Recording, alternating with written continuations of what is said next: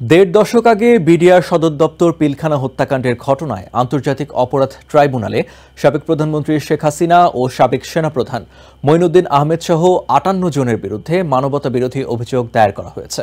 বৃহস্পতিবার দুপুরে শহীদ সেনা কর্মকর্তাদের পরিবারের সদস্যরা এই অভিযোগ দায়ের করেন বলে জানিয়েছেন ট্রাইব্যুনালের প্রসিকিউটর বি.এম. সুলতান মাহমুদ। এতে আসামি করা হয়েছে সেই সময়ের গোয়েন্দা বাহিনীগুলোর প্রধানদেরও।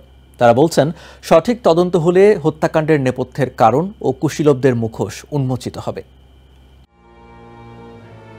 তৎকালীন বিডিআর সদর দপ্তর পিলখানায় বর্বরচিত হত্যাকাণ্ডের নেপথ্যের কারণ কি, জড়িত কারা, ১৫ বছরও মেলেনি এর জবাব। নিহত ৫৭ সেনা কর্মকর্তার পরিবার এবার তাই দ্বারস্থ হলেন আন্তর্জাতিক অপরাধ ট্রাইব্যুনালের।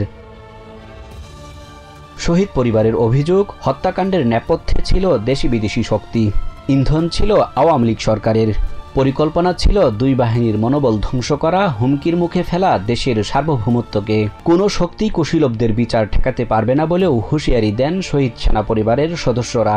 বৃহস্পতিবার পিলখানা হত্যায় জড়িত থাকার অভিযোগে সাবেক প্রধানমন্ত্রী শেখ হাসিনা, তৎকালীন সেনাপ্রধান মঈনুদ্দিন আহমেদ সহ ৫৮ জনকে আসামি করা হয়েছে। এই তালিকায় রয়েছেন ওই সময়ের গোয়েন্দা বাহিনীর প্রধান ও আওয়ামী লীগ নেতারাও। পিলখানা ট্র্যাজেডি তদন্তে সরকার কমিশন গঠন করলে জড়িতদের মুখোশ উন্মোচিত হবে বলেও মনে করেন শহীদ পরিবারের সদস্যরা।